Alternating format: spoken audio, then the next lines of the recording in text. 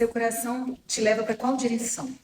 Estou chegando agora na casa dos meus pais, estava conversando tanto com meu pai quanto com meu filho, e ele falando a respeito dos sentimentos. A gente não pode se tornar insensível. A gente também não pode se tornar escravo dos nossos sentimentos. Os neurotransmissores produzem hormônios que nos fazem sentir sensações, de acordo com a percepção que o nosso cérebro nos traz. Tudo que se deve guardar, guarda o teu coração, porque é de lá que procedem as saídas da vida. Uma mente esteja alinhada, comandando os nossos sentimentos. E uma consciência que comanda a nossa mente.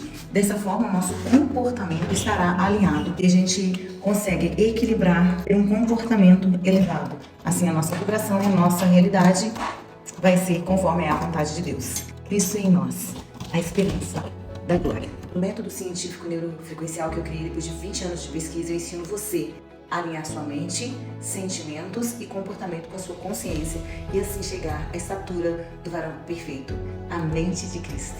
Isso te acalma ou te inquieta?